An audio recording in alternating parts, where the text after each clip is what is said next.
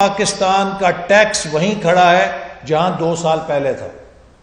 2 سالوں میں کوئی ٹیکس ریونیو میں گروتھ نہیں ہو سکی. ہم نے تو ٹیکس کو ڈبل کر کے دکھایا تھا. 2000 ارب سے 4000 ارب پہ ٹیکس لے کر گئے. اس کی وجہ سے پاکستان کی تاریخ کا سب سے بڑا ڈیفنس بجٹ اور پاکستان کی تاریخ کا سب سے بڑا ڈیولپمنٹ بجٹ ہم نے خرچ کر کے دکھایا. ہم نے 5 سالوں میں 3200 ارب روپے سے ترقیاتی منصوبے مکمل کیے جن سے ملک کو کنیکٹیوٹی ریولوشن کے اوپر لے آئے, جس سے ملک کو ترقی کی نئی سطح پر لے آئے. آج یہ کہتے ہیں ہمیں بیمار معیشت ملی تھی. پاکستان کے اندر سڑکوں پر, گلیوں میں, محلوں میں, گاؤں میں, کارخانوں میں کسی سے جا کے پوچھ لیں کہ کیا 2 سال پہلے کا پاکستان بہتر تھا؟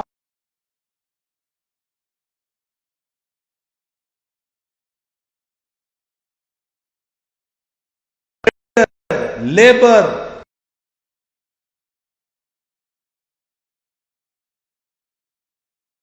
سال پہلے امید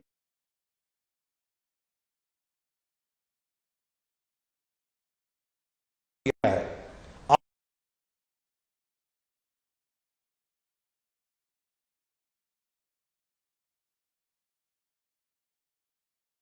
یہ ملک کے لیے شدید خطرات اس سے لاحق ہو چکے ہیں, تو پھر آپ ہمیں کہتے ہیں کہ جی یہ اپوزیشن سیاست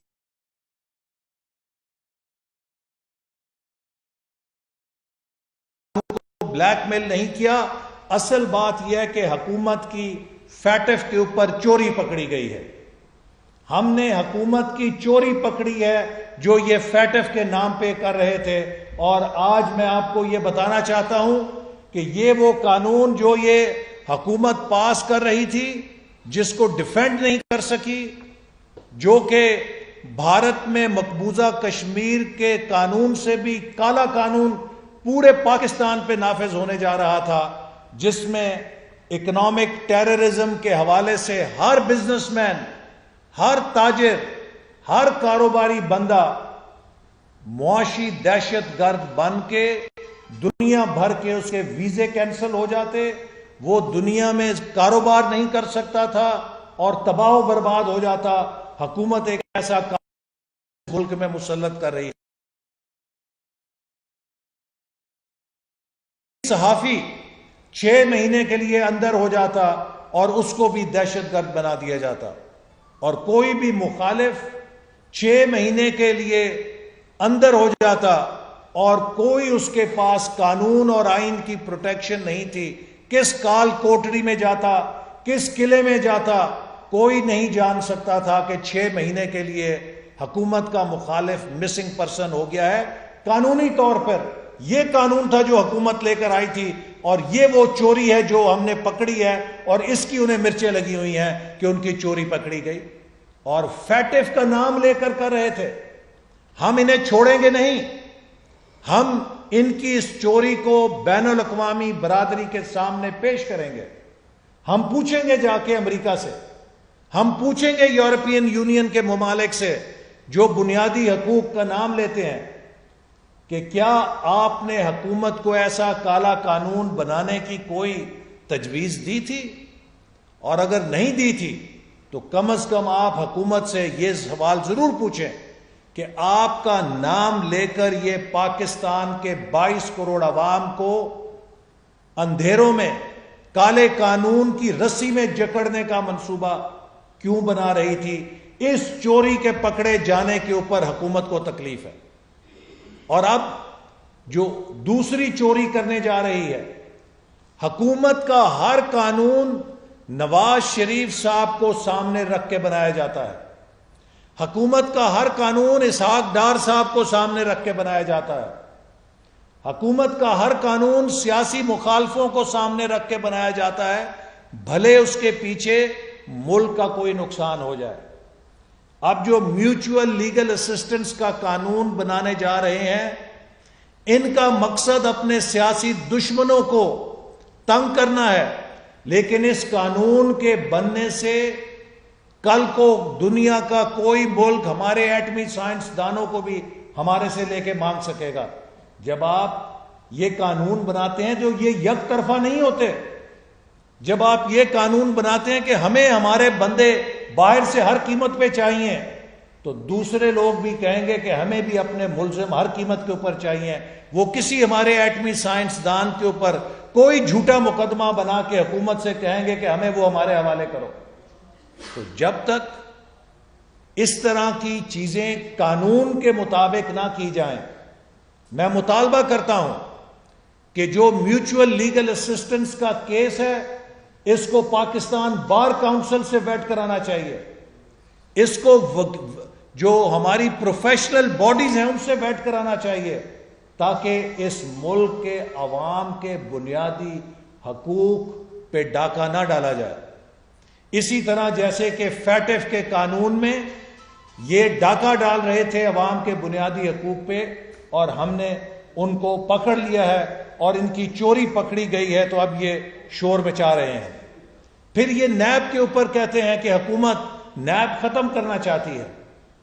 نیب کے بارے میں جو بات ہم نے کہی وہ اب اعلیٰ عدالتوں کے احکامات نے مہر لگا دی ہے کہ یہ نیب کا ادارہ یک طرفہ احتساب کا ادارہ ہے، یہ نیب کا ادارہ پولیٹیکل انجینئرنگ کا ادارہ ہے۔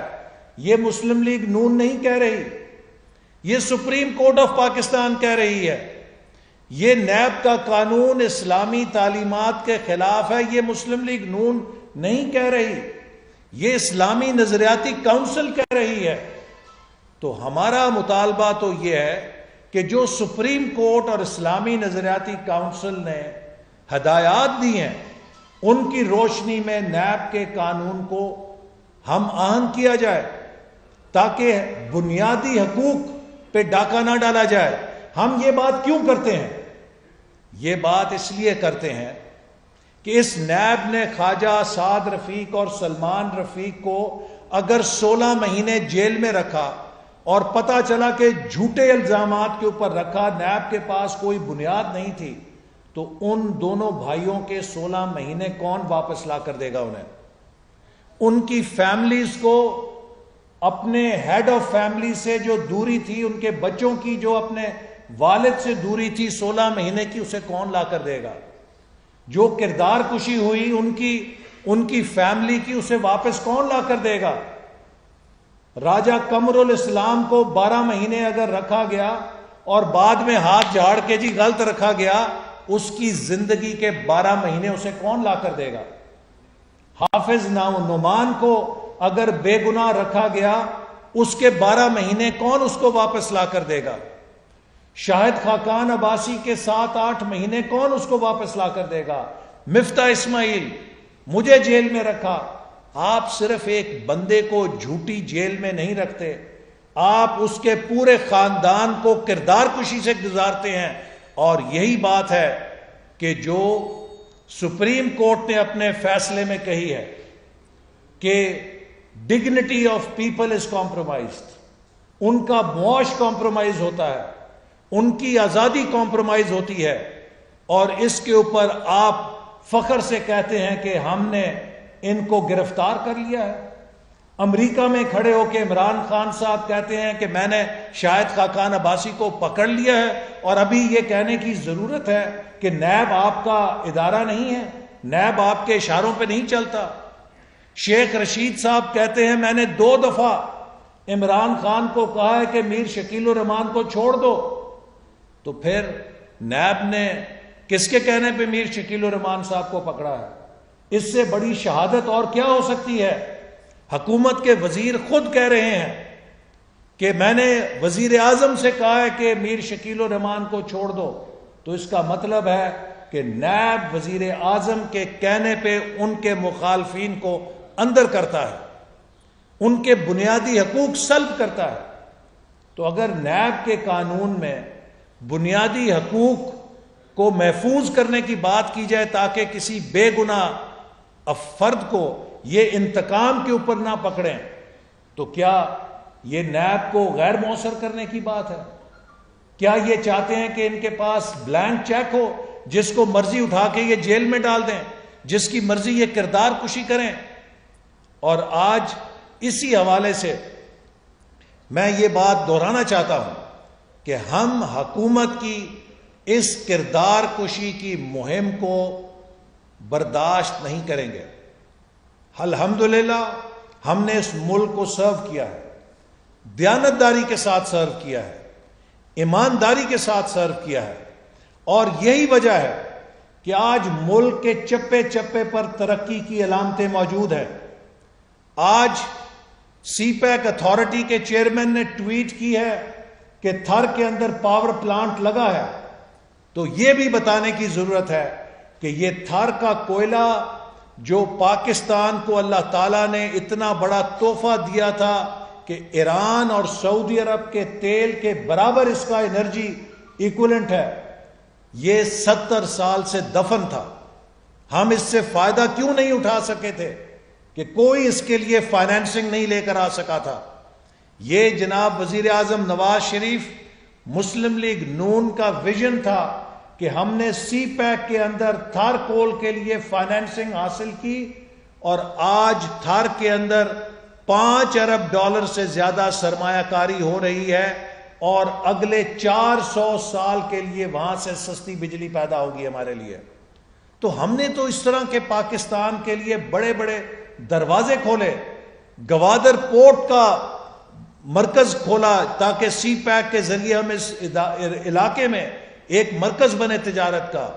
تو ہم نے اس ملک کے اندر جو جال پھیلایا سڑکوں کا، جیسے میں نے کہا کہ ایک کنیکٹیوٹی ریولوشن آیا ہے، سندھ، بلوچستان، خیبر پختونخوا، پنجاب، کشمیر، گلگت بلتستان کے لوگ آپس میں آج مل رہے ہیں روڈ کنیکٹیوٹی سے۔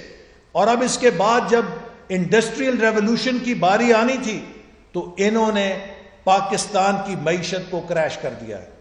تو میں آج مطالبہ کرنا چاہتا ہوں چیف جسٹس سپریم کورٹ سے کہ اس حکومت کا جو جھوٹ ہے، کرپشن کی کہانی جو ہے، جو یہ کرپشن کی تسبیح پڑھتے ہیں۔ میں نے قومی اسمبلی کے اندر کھڑے ہو کر اسپیکر قومی اسمبلی سے کہا تھا کہ مجھ پر اس حکومت نے ایک الزام لگایا ہے کہ ملتان سکھر موٹر وے جو سی پیک کا انتہائی اہم منصوبہ ہے، اس کے اندر میں نے خدا نہ خواستہ 50 ارب روپے کا کمیشن کھایا ہے۔ یہ حکومت کے وزیر نے مجھ پہ الزام لگایا ہے، اور تقریباً 1.5 سال ہو گیا ہے وہ الزام کو ثابت نہیں کر سکا، لیکن بار بار وہ یہ الزام لگا رہا ہے میرے اوپر۔ تو اب وقت آ گیا ہے کہ چور کو چور ثابت ہونا چاہیے کہ کیا چوری ہم نے کی ہے یا چور پی ٹی آئی والے ہیں جو جھوٹے الزام لگاتے ہیں۔ میں نے قومی اسمبلی میں اسپیکر سے کہا تھا کہ آپ ایک جی آئی ٹی بنائیں جس میں جو ملک کے ٹاپ ادارے ہیں ان کو شامل کیجئے تاکہ دودھ کا دودھ پانی کا پانی ہو، لیکن مجھے افسوس سے کہنا پڑتا ہے کہ مجھے میرے فورم سے ریلیف نہیں مل سکا، قومی اسمبلی سے مجھے ریلیف نہیں ملا۔ میں مجبور ہوں کہ چیف جسٹس سپریم کورٹ سے اپیل کروں کہ آپ کسٹوڈین ہیں ان بنیادی حقوق کے جو میرا آئین مجھے دیتا ہے۔ پاکستان کا آئین ہر شہری کو 3 حقوق دیتا ہے، اس کی لائف، اس کی لبرٹی اور اس کی ڈگنیٹی۔ میرے پہ میری لائف کا بھی حملہ ہو چکا ہے، میری لبرٹی پر بھی حملہ ہو چکا ہے، اور میری ڈگنیٹی پہ بھی حملہ ہو چکا ہے۔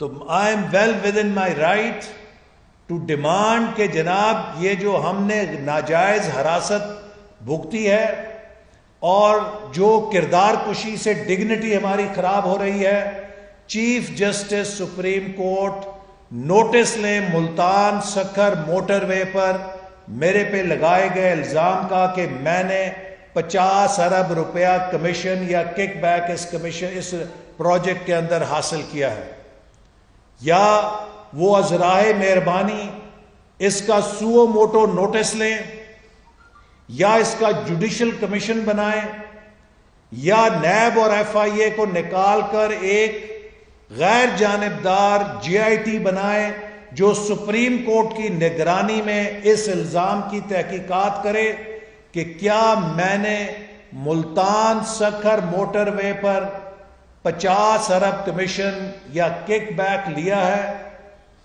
یا میں نے 5 روپے بھی کمیشن یا کک بیک لیا ہے، اور ساتھ میں یہ بھی تحقیقات کر لیں کہ کیا 1993 میں جب میں سیاست میں آیا تھا میرے اثاثے زیادہ تھے، یا 2020 میں